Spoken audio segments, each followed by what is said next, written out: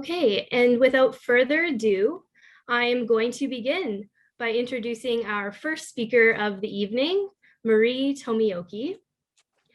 Marie is currently working as a peer support worker at Hope and Me. She's a student of social work, completing her fourth year at Ryerson University, and then continuing on to her Master of Social Work in the fall at the Factor in Wintash Faculty of Social Work at the University of Toronto. She returned to university after 10 years working in the contemporary fine arts sector, traveling the world for Sotheby's and Christie's auctions, art fairs, and managing art exhibitions.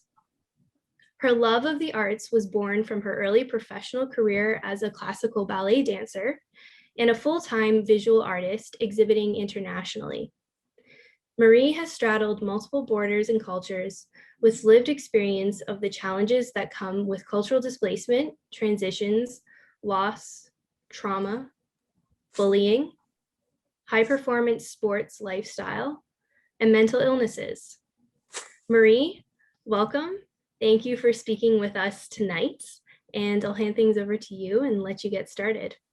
Thank you so much for the warm welcome, Madeline, and intro.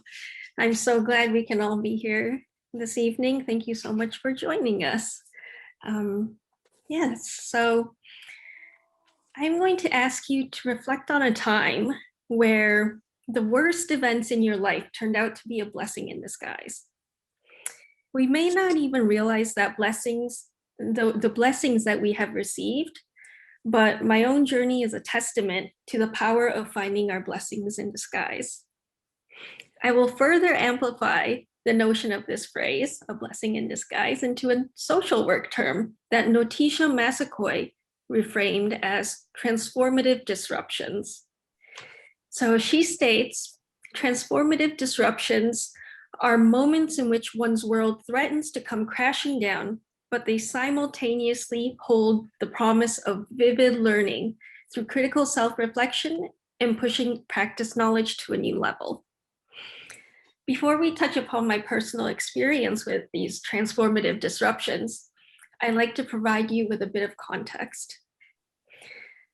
I am originally from Tokyo, Japan, and like Madeline was introducing me, I have grown up in the States and I've moved extensively throughout my life. I am in the process of pursuing my fourth career and in my final year of studying social work at Ryerson University, and recently accepted into the Masters of Social Work program at U of T. My first career began at 16 when I was recruited as a soloist dancing professionally for a national ballet company. After the difficult decision of having to give up my first deep love of dance, I picked up a paintbrush and became a full-time artist, exhibiting my work internationally. I subsequently entered into the international contemporary art market, working alongside auction houses, setting up galleries, and advising clients how to diversify their investment portfolios through contemporary art acquisitions. This all sounds quite illustrious, but as we know, objects in the mirror are not as they appear. Looks can be quite deceiving. I currently call Toronto home, and a good chunk of my life was devastated by my relationship with anorexia and bulimia, which I then discovered were only symptoms of major depression and anxiety disorders from a very early age. The origins of my mental illnesses were multitudes that perfectly synchronized. Some of these were cultural displacement, physical, emotional, sexual abuse, life entrenched in classical ballet since the age of 4, a search for identity, bullying, experiences of racism in Middle America, and predisposed character tendencies, to name a few. My story is not about how or when I was sick, but of those times where the most tumultuous of experiences transformed into blessings, blessings in disguise. These moments of disruption allowed me to reflect, learn, and grow into more than I ever thought capable. My first blessing in disguise was a pivotal moment that happened in the darkest depths of my mental illness. I lost count of the attempts at taking my own life, but I believe this was the seventh where I took a massive overdose. After some time, I was rushed to the hospital by my father, and while I stood up to give my health card to the triage nurse in the ER, I completely lost consciousness. According to him, I slammed my head against the hard floor and stopped breathing in his arms. The hospital notes stated I experienced over 20 seizures in 2 hours. I was in the ICU for 2 weeks, and my parents were told I may be brain dead and not wake up. When I did come to, I remember a psychiatrist with 4 med students behind him ask and tell me, "Now, young lady, what you did was silly. Are you going to do this again? I think you are smarter than this." At that point, I was completely shocked and appalled, but I just wanted to go home, and I was discharged, and I walked out of that ICU. This experience gave me a stark message that only I could make the choice to live or die. No one else will do it for me, and if I don't care about myself, no one else will. I made a promise, an intentional choice to take responsibility for my own actions and use the resources and professionals to get well. The promise I made to myself then still plays a huge role. There is a determination and gumption that I will not only live, but thrive and cherish the moments that are such blessings. That gumption was strong as I pursued my passion in the post-war and contemporary fine art sectors. Upon my return to Toronto in 2015, I was hired by one of Toronto's wealthiest men in his investment companies to take over as his executive assistant. I began working in his office, which was more like a villain's compound. I was not allowed to wear my own shoes in the office as the floors were a white epoxy resin that showcased his collection of supercars. I worked nonstop, and on the 4th day, I was fired right there on the spot. He was not happy with a procedure that I didn't know anything about, as I was not briefed on it yet, and began yelling, berating me with his office manager. They were some of the worst people I've had the joy of encountering. I was devastated and took a cab home as I was a complete mess. I even forgot my own shoes at the office. They were my favorites as well, but too bad. This experience in hindsight was what lit the fire inside me to return to university. I still remember my mom asking, "Do you want to continue on this journey or listen to your gut and pursue your dreams?" I had to follow my heart, and this disruption jolted me to listen to my calling and take action towards my truth. Following my heart and returning to university in order to be a social worker has been one of the best decisions of my life. And it has brought me so many joys. But we are not immune to life's surprises and hardships. I recently experienced a miscarriage that was devastating to me and my partner. It was actually our first time trying, and we were completely overjoyed with the thought of an addition to our family of 2. This wasn't so much a blessing in disguise, as there is nothing more heart-wrenching than this sort of loss, but it did give us an opportunity to realize the strength and depth of our relationship. This joint experience of loss and disappointment brought us closer together, solidifying our vision and desire to start a family of our own. A few days ago, actually, as I was reviewing this speech with colleagues, their biggest inquiry was, "How and what did you do to overcome the multiple challenges?" So after some deep reflection, I've condensed 3 takeaways that may resonate with you. First, when that psychiatrist told me I should be smart enough to know better, I was quite numb and only resorted to the negative self-talk and self-blame. But at the same time, somewhere inside, I knew there was something unjust and inherently inhumane. It was enough of a disruption where I felt my values were violated. At the time, I did not have the capacity to be able to believe, love, or hope that anything was possible. So I reached out and asked those closest to me to hold the space for me until I could begin to own it. Reach out, have faith in others, and ask for help. I then began utilizing all the help and support that I had available. The injustices experienced in the ERs and being so sick and tired of being sick and tired encouraged me to fight. I completed inpatient programs for my eating disorders, depression, and anxiety. I tried outpatient programs, and when I was on lengthy wait lists for other programming, I worked the resources that were available to me. Programs like those offered by Hope in Me bridged me over. I also finally found a therapist who was willing to fight for me and with me. The strength of the therapeutic relationship is a lifesaver. Work the system to your advantage and use it. Lastly, a unique, personalized, multifaceted approach to healing, a keen awareness of our needs, utilizing tools such as creativity and art as an outlet for expression, along with critical self-awareness, and the binders full of skills gained in programs were utilized to learn, relearn, and empower. I also discovered there was something bigger than myself worth living for. I used my creativity and art to promote mental health causes.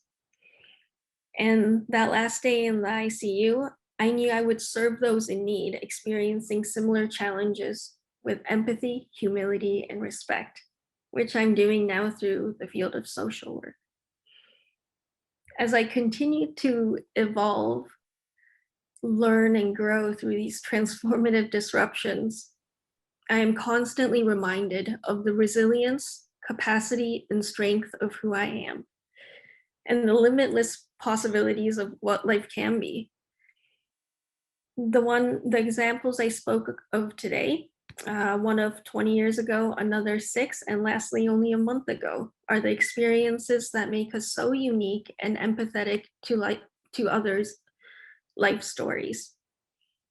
Possibly when you are going through challenging times, these examples may pop up in your mind as a reminder that you are not alone. And these dark times may in fact be the most beneficial blessings, steering you in the direction that is genuinely meant to be. Thank you so much for listening. Truly appreciate it.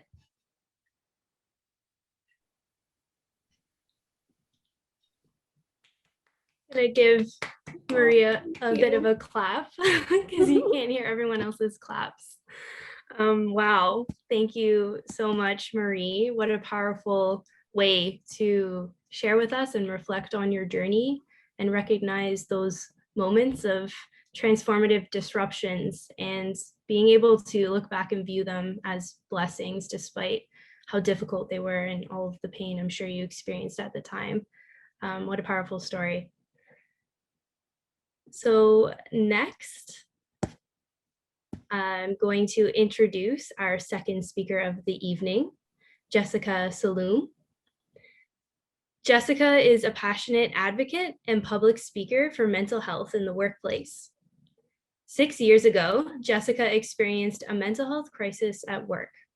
She knows firsthand how traumatizing and alienating it can be to struggle with mental illness while having to navigate the workplace. After recovering and successfully working in digital marketing for more than 5 years, it has been Jessica's mission to help others better understand how to balance their moods so they can maintain productivity and stay mentally fit. Jessica, we're so happy to have you with us tonight, and I'll hand things over to you now. Thank you, Madeline. As Madeline mentioned, my name is Jessica Saloom.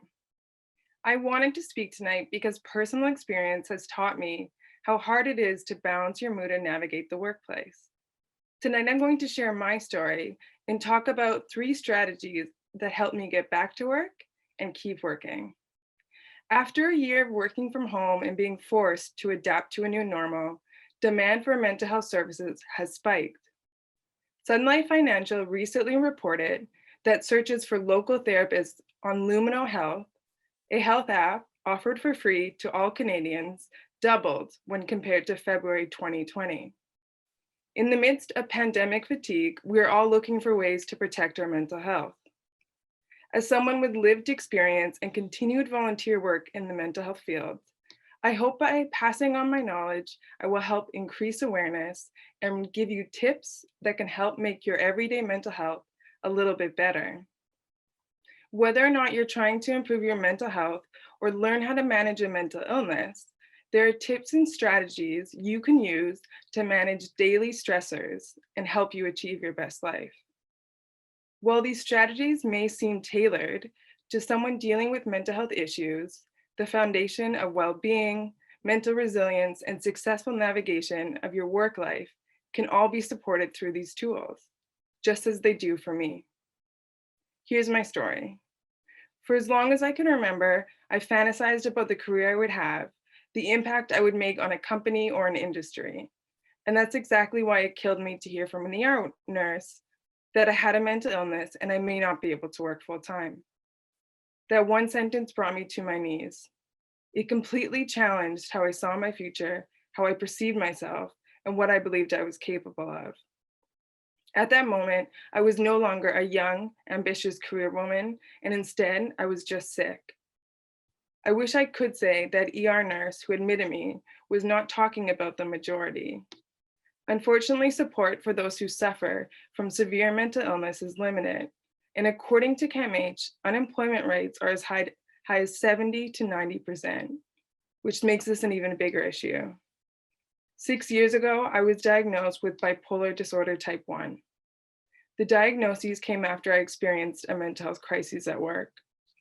One of the world's biggest public relation firms hired me straight out of school, and I was eager to make my mark. The first 4 to 6 months went well. I loved the projects I was on, the teams I was working with, and thought I had opportunity to progress my career. I was living a version of my own dream. But then that dream started to turn into a nightmare. Over time, I was put on more accounts and eventually found it hard to manage my responsibilities. I was working 7 days a week, and speaking to my manager or getting the support I needed became more and more challenging over time. I remember feeling so scared and inconsolably upset. My anxiety was increasing day after day. My thinking, moods, and behaviors started to change slowly, then drastically. I became erratic. I would go 4 or 5 days without sleeping or eating, and then I would crash and cry all day, even when I was in the office. Emotions would be so powerful I couldn't ignore them. They required 100% of my attention, leaving little room for balance or productivity. I had nowhere to go and I didn't fully understand what was happening to me. No one, including myself, knew what signs or symptoms to look for when an employee was hitting rock bottom or emotionally spiraling out of control. Soon I could no longer fulfill my everyday tasks and I was experiencing psychoses. Eventually I quit my job and was hospitalized. 2 weeks later, I was jobless, defeated, and hopeless. I checked out of the psych ward unsure of my next step. I spent the next 2 years fighting depression and learning how to manage bipolar. Whether or not you struggle with temporary or chronic mental illness, I'm sure you can relate to feeling pressured to perform at work or not being able to communicate with your direct manager. You may find relief in learning how to manage these situations and minimize the impact stress has on your personal life.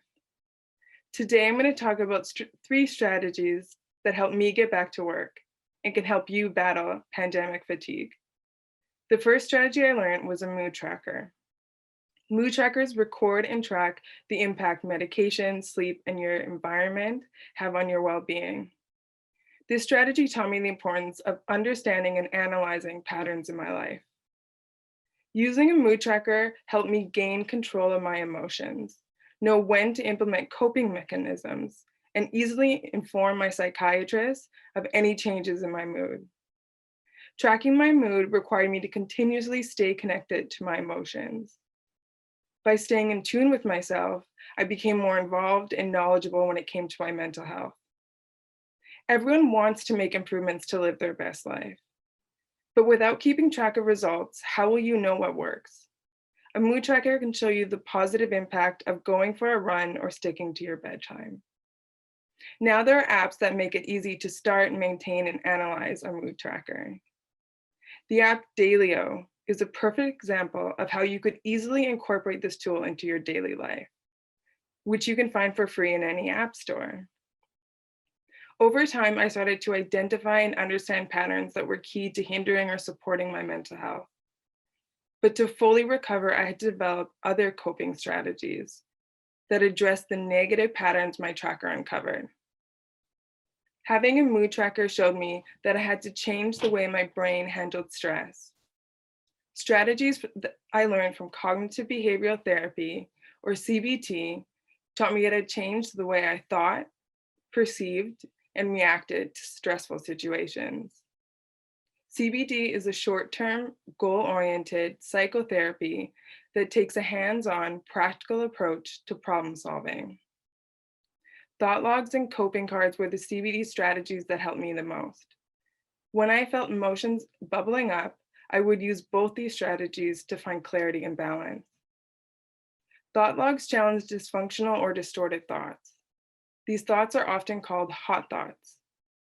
Hot thoughts can happen at any time and are responsible for someone to feel undue distress in a situation in a form of emotions like anxiety, frustration, or anger.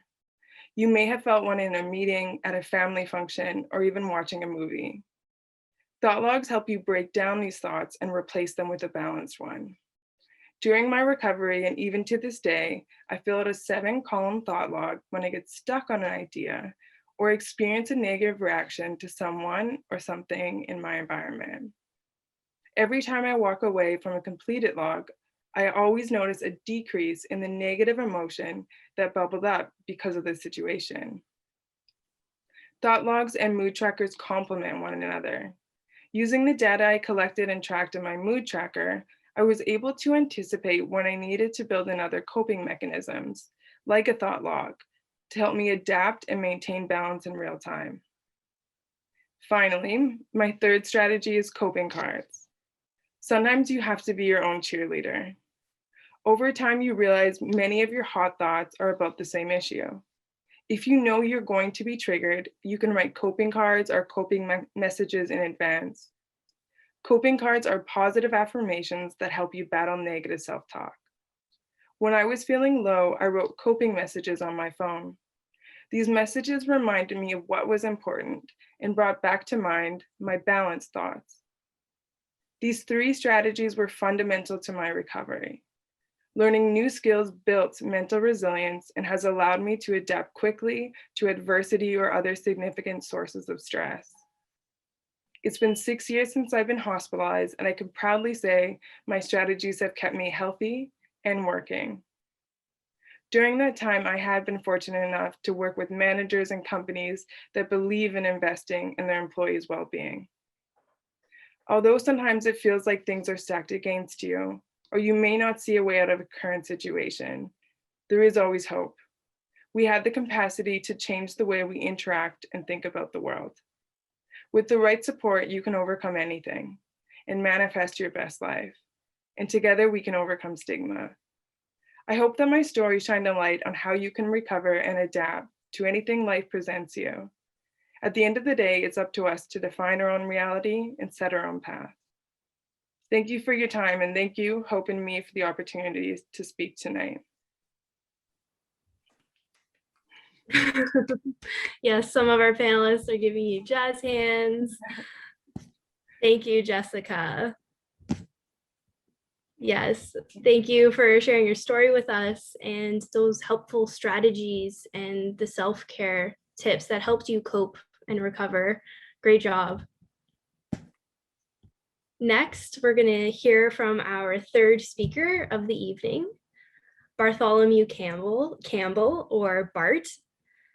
Bart is a motivational speaker, advanced level RAP facilitator, management consultant, wellness educator, and life coach, with over 30 years of leadership experience in operations management and consulting.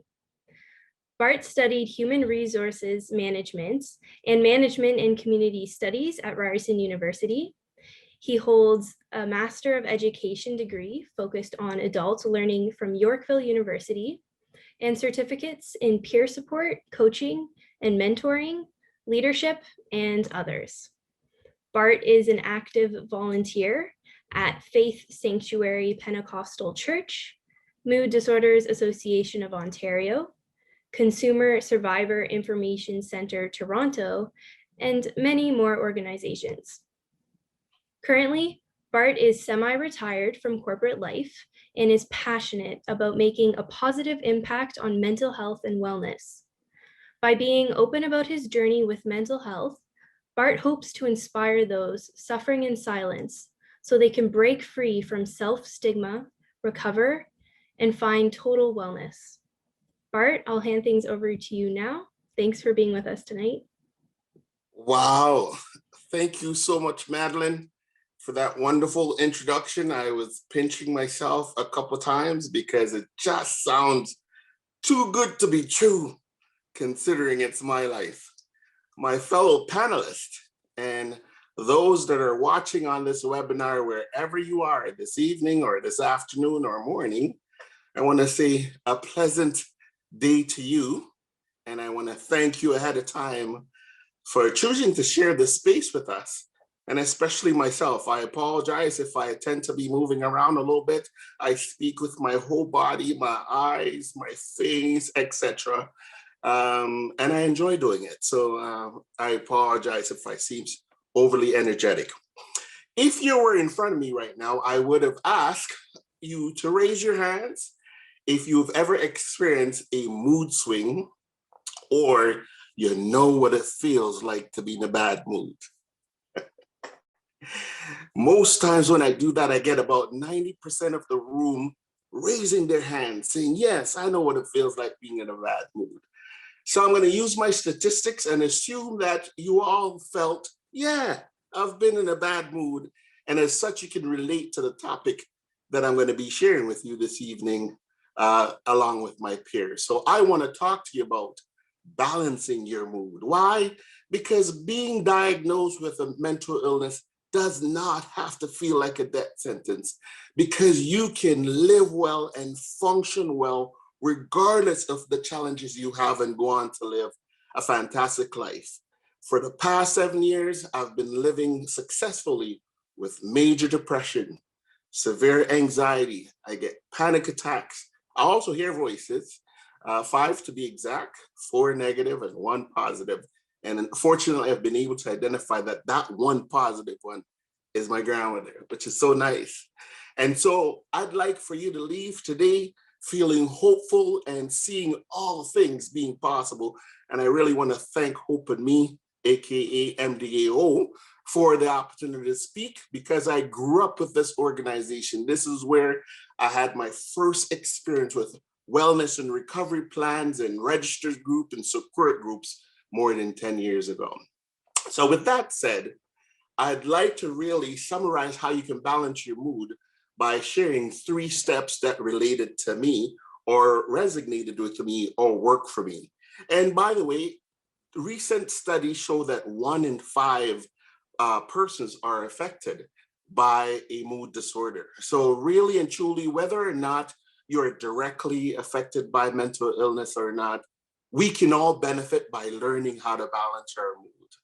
And so please stay with me as I go on this journey. I'm going to share a bit of my story before I share those 3 steps. So just before my 10th birthday, I felt like I had lived enough in this life and suffered enough, and I really just wanted to die. It wasn't that at the time I was battling major depression and severe anxiety by itself, but I was also experiencing mental, emotional, and physical abuse. It didn't help that it was just 2 years before that I was reunited with my biological mother and her family. But for me, it was the first time meeting her, and the transitioning, leaving my grandmother, who I had known as my mother for the first 8 years of my life, was equally traumatizing and made me even more wanting to die. However, I hung in there for my grandmother's sake because she was such a positive lady. She says, you are going to Kingston, Jamaica, because the skills and abilities that you have need to be developed, and it won't happen here on the farm. And so I hung in there for her sake. And to be honest, my grandmother was right. Over the years that followed, I developed amazing leadership and people management skills and really strong business acumen and became rather successful. However, up until my 40th birthday, I continued though to feel like I'm being abused and taken advantage of at work, at home. And the reality is I was just being all things to all people, not practicing self-care and very quiet about the mental health struggles that I was having. I dared not say anything about that because I actually look good and I talk well and I was getting a lot of good paying opportunities because I presented so well. I went on to actually function as a management professional in corporate Canada, as you hear a bit of it in my bio that Madeline shared, very successfully. But sadly, the professional accomplishments did not help my situation and did not continue to keep me well. And so in about 2009, after trying my best, I experienced the worst meltdown in my life and had to be hospitalized. Out of that, that's where I received those diagnoses, major depression, severe anxiety, panic attacks often, and also started hearing voices.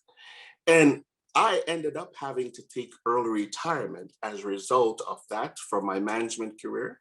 But I have no regrets because I found my voice and fell in love with my true authentic self.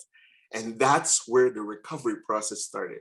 So let me share 3 steps with you then, in addition to that story, as to how I recovered. My first step to recovery was actually accepting treatment. It took almost 40 years for me to say, yes, something's wrong with me and speaking out loud. Fortunately for me, now I was in a hospital, so I really had no choice. And so for the first time, I was able to take medication, and medication stabilized me at a time when I was spiraling out of control. In addition to the medication, I also benefited from what I now know years later, from peer support. There were actual people there who had experienced mental health challenges, and they were telling me what they've done to overcome.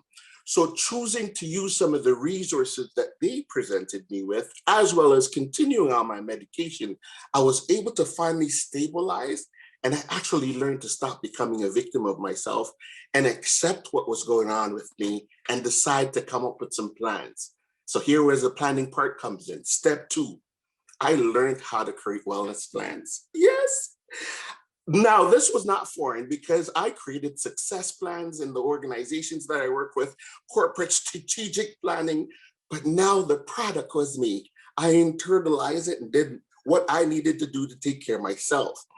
I must have thought during a period of time when I was going through my struggles over 100 different ways to possibly kill myself. But when I started taking care of myself and doing this planning, suddenly I started finding that I was enjoying life a whole lot more and looking forward to the next thing that was on my list of things to do. So this was a really awesome thing to do. The next thing I did very well was I continued to remain positive in terms of praying and meditating. This worked really well for me. And that built my faith. And I actually came up with mantras. I started telling myself, my life is what I desire to become. And so adding that to the wellness plans created actions. And these actions resulted in step 3. Step 3, now I realize I need to take responsibility for my own life, my own feelings, my own actions. No more blaming my past, blaming my family members who were there for me, not there for me.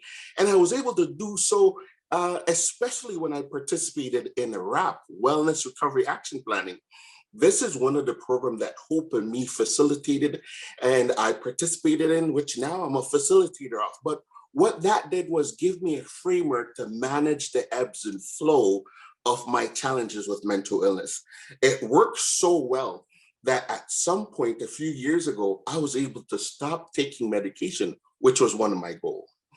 One of the other things that I did to take responsibility for myself is also believing and accepting the fact that because my mental health challenges is genetic, it's not just going to go magically go away.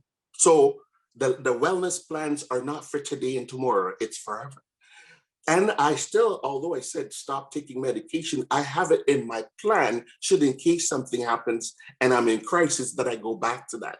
So accepting the treatment, creating a wellness plan, taking personal responsibility for my life has helped me to recover and stay recovered. So upon reflection, I realized that I had some really great friends over the years.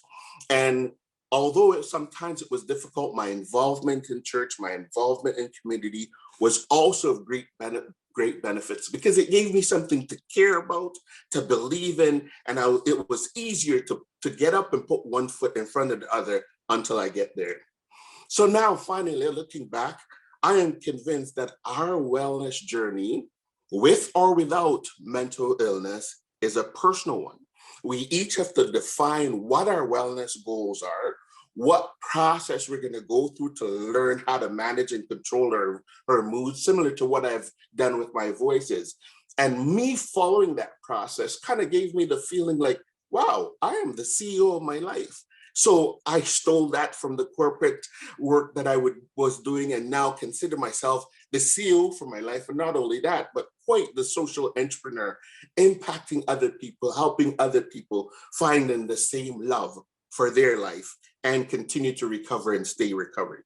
So that's part of my story. The question is, what's your story? Because only you get to write your story and determine what your story will look like. I thank you again for sharing the space with me. And I thank you for listening. And I want to say, God bless you, or may the force be with you. Thank you.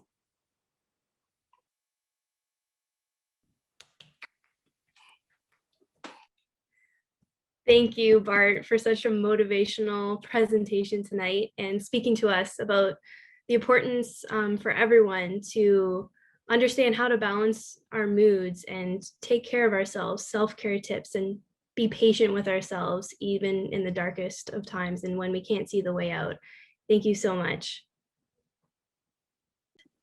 And I'm just letting everyone know that I've opened up the chats for any of our attendees who want to say thank you. We have a lot of those comments speaking of people saying thank you, how grateful they are and how inspiring and brave our speakers are tonight. So I wanted to open the chat so we can see some of those messages coming through. And we're going to wrap it up here. So thank you once again to everyone for being with us. If you enjoyed what you've listened to tonight, there is an opportunity for us to do this again. I think we were all a bit nervous because, as I said, this is the first time we are doing this, but this Hope and Possibilities series is something we would love to continue. So please fill out the survey and sign up for our newsletter so we can make sure you are aware of future webinars like this. And we would love to hear your feedback on this webinar. Both the link to the survey and the link to sign up to for our newsletter will be included in a follow-up email that you will receive shortly after we're finished here tonight. So thank you. I hope everyone has a lovely evening. Take care and see you next time.